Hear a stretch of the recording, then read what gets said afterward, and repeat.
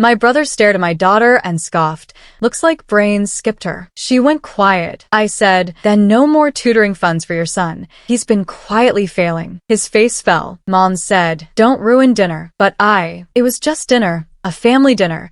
But then my brother looked at my 7-year-old daughter, snorted, and said, guess brains skipped her generation. My heart shattered in that moment, but something else ignited, a cold, fierce anger. My little girl, only 7 years old, didn't utter a sound. She just lowered her gaze, her small fingers still clutching the crayon she'd been using to draw on the paper I'd impulsively bought at a gas station. I knew coming here, to this family dinner, that it would be a drag, that she wouldn't feel truly welcome. But seeing the light dim in her eyes, the way her tiny face fell, that was enough. My hands tightened around my fork. I didn't even spare a glance at him. My voice, when it came out, was chillingly flat. Then I'll pull the tutoring money for your son. A beat of stunned silence. The room just died. Mark, my brother, froze mid-chew, a piece of steak still hanging from his fork. His wife let out a nervous cough into her napkin, her eyes darting to my mother. My mom, who had been oblivious until now, finally looked up, her expression like someone had abruptly changed the channel from her favorite show. Let's not ruin dinner, she said,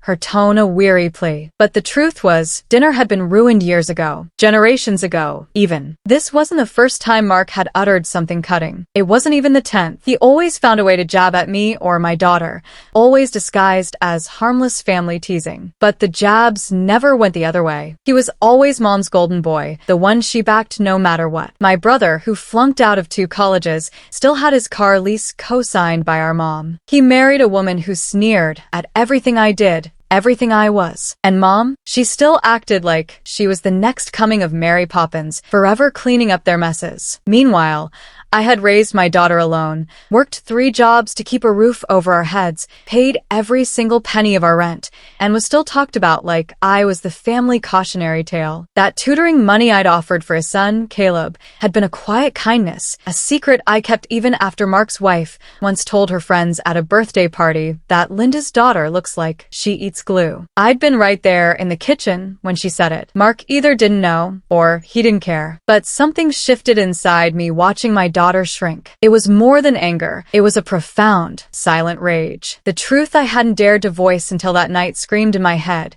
I was done being the quiet one. This, I vowed, would be the absolute last time my little girl was made to feel less by people who certainly weren't more. For the rest of the meal, I didn't say another word. I just watched. I observed. I took mental notes. Their comfortable silence, their smug glances, the fragile little world they'd built around themselves. They had no idea. They didn't know the secrets I carried. They didn't know about the job Mark's wife nearly lost, the one she begged me to keep from Mom. They certainly didn't know I'd seen the second credit card bill Mark was hiding, tucked away under a fake email account. And they had no clue I held actual, tangible receipts, proof that the money Mom thought was helping her precious boy was actually funding his wife's extravagant designer bag habit. Let's not ruin dinner, my mom had said. Fine. I wouldn't ruin that dinner. But the next one, I was going to burn it all down. The very next morning, my resolve was ironclad. There was no hesitation, no doubt. I woke early, made my daughter breakfast, got her ready for school,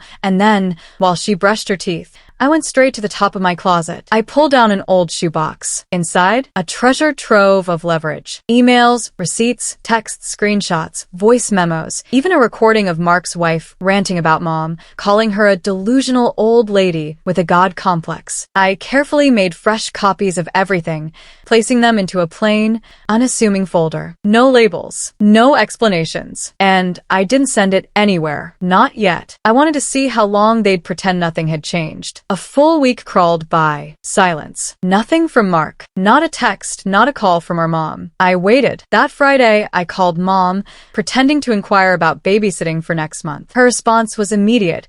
She might be too busy, helping Mark's wife look at spas for her decompression weekend. Right. My jaw tightened. By the way, if you're still with me on this wild ride, make sure to hit that subscribe button. Trust me, more unbelievable stories like this are definitely coming. The next night, I met a friend for dinner, someone who worked part-time at Caleb's school. Casually, over a glass of wine, I mentioned how peculiar it was that a certain tutoring program kept sending invoices under my name. She looked at me, confused, and then said something that made every piece of the puzzle snap into place. Apparently, The school assumed I was Caleb's educational sponsor. My name was on some internal parent contact sheet. Mark had deliberately listed me as the financial guardian for his son's tutoring without ever asking me, just assuming I'd quietly keep picking up the tab. A slow, cold smile spread across my face the entire drive home. They thought they were playing a game I didn't know the rules to. Well, I decided it was time to change the rules entirely. I started small. I called Mom and told her I was having financial troubles, so I'd have to cancel the car insurance I was still paying for. Yes, the one that also covered Mark's car. She was genuinely surprised, asking why I hadn't told her sooner. My reply was swift and laced with a subtle sting.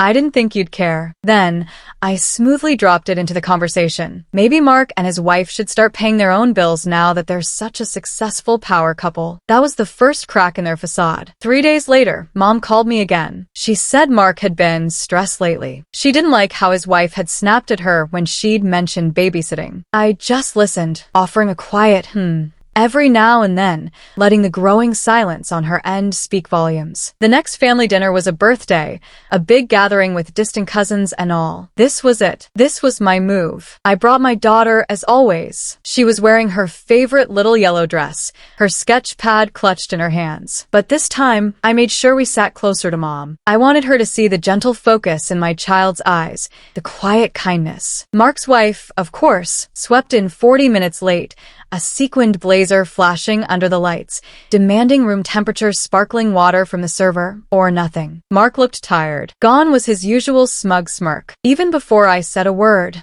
I could see it. Then, under the table, I slid the folder into his hands. No fanfare, no warning, just a quiet, calm instruction. You should probably read that when you're alone. He didn't even look up at me. He just nodded, slowly, his face etched with a strange resignation. I had braced myself for rage, for an explosion. What I got instead was a chilling, profound fear. In that moment, I wasn't the family failure anymore. I was the threat, and deep down, they all knew it. I thought the folder would scare him. I never expected it to break him. He didn't open it that night. I know because at 2:17 a.m., my phone rang. It was Mark. He asked me just one question. Why do you have all this? Not what is this? Or how long? Or where did you get it? Just why? It caught me off guard. And I told him the unvarnished truth. Because no one ever listened when I talked. Because every time I tried to explain something, Mom said I was being dramatic. Because your wife just assumed I was stupid. And people like that always forget one thing. The quiet one is usually paying attention. He didn't argue. He didn't threaten. He just went silent for what felt like an eternity. Then, he uttered something that truly stunned me. She's been lying to me, too. I hadn't planned for that. The next day, he showed up at my house unannounced while my daughter was at school. He looked like he hadn't slept a wink. He still had the folder unopened. He said he couldn't bring himself to read it yet. He already felt sick enough. Then he confessed. His wife had been intercepting mail, handling all the accounts. He hadn't seen full credit card statements in months. He genuinely believed the tutoring was covered by some grant. He thought the car lease was almost paid off. He even thought Mom knew everything. None of it, of course, was true. And here's the part that still makes my stomach clench. He asked me if I thought Mom would hate him if she knew. That was the pivotal moment. It hit me then. Mark wasn't just spoiled. He was genuinely scared. He had built his entire life on being the favored son, and now, that carefully constructed world was crumbling. He had no idea who he was without it. I didn't comfort him. I didn't need to. That same week, his wife made a spectacularly bold, incredibly stupid move. She went to my mom, brazenly asking for more money. She declared Mark was overwhelmed and needed support, using words like family obligation and sacrifice. Mom called me right after. Her voice was taut, different, sharper. She demanded to know why Mark's tutoring invoices bore my name, why the car lease renewal had arrived at her address instead of his, why she was suddenly receiving late notices she'd never seen. I simply told her I had paperwork. My voice was calm. No accusation, no anger. I just said, I'm tired of cleaning up messes no one ever thanks me for. A long, heavy pause followed. Then she said she needed time. 2 days later, something truly unexpected happened. My mom showed up at my place unannounced. And she wasn't alone. Mark was with her. His wife was conspicuously absent. Mom sat on my couch, her posture rigid, and asked me to show her everything. All of it. The emails, the receipts, the messages, the recording. I watched her as she read, her face shifting, line by agonizing line. I watched her finally, truly, see the version of her golden child she had steadfastly refused to imagine. Mark just stared at the floor, silent. Throughout it all, when it was finally over, Mom didn't cry. Mark didn't yell. He just said something that made my hands tremble. I need to talk to her. And after that, things are going to change. I just nodded because I already knew they would. And for the first time, I realized this wasn't just about revenge anymore. Something much bigger had begun. Something none of us could undo. The fallout didn't explode with fireworks. It began with a deafening silence. 3 days passed without a single word from Mark's wife, which was unnerving because she was the type to send 3-paragraph texts over a parking space. Then on the 4th day, she made her move. She posted a long, vague rant on Facebook about betrayal, jealous relatives, and how some people pretend to help your family while secretly plotting against you. She didn't name names, but everyone knew exactly who she was talking about. It was clearly meant to paint her as the victim. But here's the thing. When you've spent years treating people like garbage, no one rushes to defend you when you finally cry foul. The comments weren't what she expected. One of her cousins bluntly asked, "Is this about the credit card stuff?" Another old high school friend just commented, "Maybe it's karma." The post vanished within an hour. Mark called me the next morning. He said she'd completely lost it after seeing the reactions, screaming at him for not backing her up, demanding he cut all contact with me, even threatening to leave and take Caleb with her. That's when something finally cracked. Not in her, but in him. He looked at her and said, "Go ahead, leave." She didn't. Not right away. She tried to manipulate him, just like she always had, with guilt, with silence, with that smug, superior tone she used when she thought she had the upper hand. But this time, it just didn't work. He and Caleb stayed at Mom's for a few nights. Mom didn't question it. She let them in, as if nothing had happened. That, more than anything, truly surprised me. For years, she had refused to see anything bad in him, even when it was staring her right in the face. But now, she was quiet, watchful, and for once, she was on the side of reality. Then came the final, devastating blow. Mark checked their joint accounts and discovered she'd been quietly siphoning money for months, some into an account under her maiden name, some into a PayPal she'd never mentioned. He asked me what to do. My response was blunt, but necessary. She never thought you'd notice, because you've never had to. It stung, but he needed to hear it. 2 weeks later, he filed for separation. He moved into the spare bedroom at Mom's with Caleb full-time. His wife, predictably, went absolutely ballistic. She sent me a 2 a.m. text, a furious tirade calling me a parasite, a homewrecker, and a wannabe matriarch. I didn't reply. I just screenshotted it and forwarded it to Mark. He didn't say anything back, but the next day, he sent me a photo of Caleb eating cereal at Mom's kitchen table, a huge, genuine smile on his face. For the first time, it truly felt like the cycle might finally break. But his wife wasn't going quietly, and I wasn't quite done yet. Because there was one more thing I hadn't told Mark. Something even he didn't know I knew. I honestly hadn't planned to get involved beyond that point. I thought it was done. Mark was free. Caleb was safe. Mom had finally taken the blindfold off. But then, a memory resurfaced. Something I'd seen months ago, long before all this started to unravel. It was during one of those awkward family barbecues. My daughter had spilled juice, and I went looking for paper towels, ending up in Mark's guest bathroom,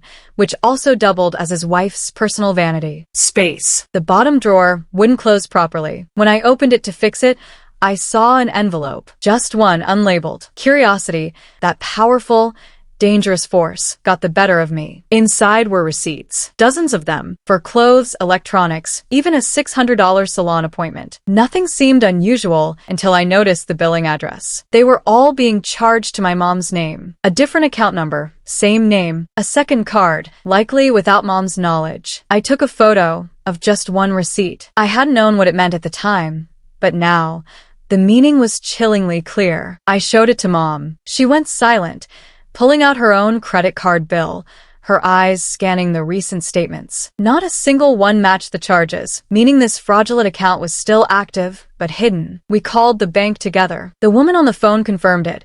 A secondary card had been issued under Mom's name 2 years ago, sent directly to Mark's house, activated and regularly used. My mother hadn't even known it existed. She froze. Then, she thanked the woman and hung up. I'd never seen her so utterly still before. She just sat there, staring at the floor, as if her entire body had locked up. Then, she slowly rose, grabbed her keys, and told me to stay with Caleb. She didn't tell me where she was going, but I knew. An hour later, a text message arrived. Simple. Direct. Card canceled. She's out. That night, Mark returned home with Caleb after a trip to the park. His wife's stuff was gone. Not all of it, but enough to know she wasn't planning to stay. There was a note on the counter, just a single sentence. You win. Hope it was worth it. Mark didn't even touch it. He just picked it up, folded it without a word, and tossed it into the trash. Later, he told me she hadn't even taken Caleb's things, not his backpack, not his toys. That, for me, spoke volumes. I had thought he might fall apart, that the guilt and the sheer weight of everything would crush him. But something had fundamentally shifted in him. For the first time since we were kids, I saw him show up, not just physically, but truly. He started asking about school drop-offs, homework, Caleb's sleep habits. And one night, after dinner, he looked at me, a genuine vulnerability in his eyes, and asked if I would help him figure out how to rebuild. Not just with Caleb, but with me, with his mom, with himself. I didn't answer right away. Instead, I looked over at Caleb, sitting on the floor with my daughter. He was laughing, truly laughing. And for the first time in what felt like forever, she was too. Maybe this wasn't about revenge anymore. Maybe, just maybe, it never really was. But I still had one more thing to do. There was someone else who deserved to hear the truth. And she was finally going to hear it. Mark's wife was gone, but not far enough for me to simply let things be. She'd packed some clothes, grabbed her laptop, left that bitter note, and vanished to her cousin's place 2 states over. No custody filing, no real goodbye to Caleb, just silence. At first, I thought that was the end of it, but then I remembered someone else, someone who hadn't seen the truth yet, someone who still believed her daughter was merely misunderstood and had married into a messy family. Her mother. This woman once lectured me over holiday pie that I should be more approachable because her daughter found it hard to relate to single mothers. For Christmas, she'd gifted me a book called Budgeting for Women Who Want More, insisting it had changed her daughter's life. She had never once questioned how her daughter maintained that lavish lifestyle, the luxury skincare, the midweek spa trips, the endless designer bags. She probably just assumed it was from hard work or Mark's generous income. She had no idea that my mom, her daughter's mother-in-law, had unknowingly been footing the bill with a stolen credit card in her own name. So I meticulously printed everything. I added the screenshots, the receipts, even the detailed invoice history from the tutoring center. I placed it all in a plain brown envelope and mailed it directly to her. No return address. No note. It wasn't for me. It was for the next time she dared to open her mouth and suggest her daughter was too sensitive to be married to someone like Mark. 2 weeks passed. I didn't hear a word, but a gut feeling told me she got it. I knew because Mark's wife called him, absolutely screaming, demanding to know if I had sent anything to her mom. She shrieked that I was ruining her support system, that her own mother was now questioning if she'd lied about everything. Mark, surprisingly calm, just told her, "I think you did this to yourself," and hung up. After that, things moved fast. She stopped texting. Her lawyer contacted Mark's. She agreed to give him full custody of Caleb in exchange for him not pursuing charges related to the fraudulent card. Mark didn't even flinch. He just said he wanted Caleb to have a stable home. And here's the most unexpected part.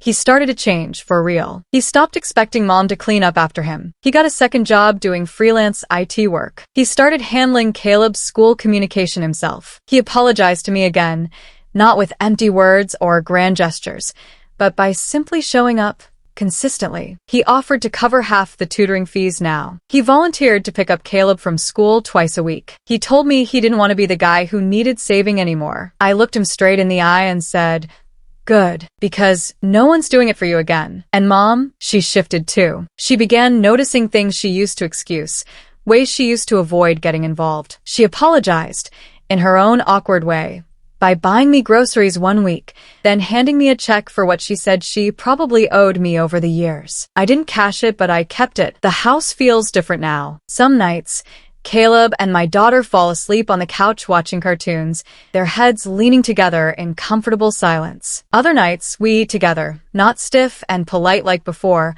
but real, laughing, talking, no one pretending. Last week, my daughter drew a picture of 4 stick figures, hands held.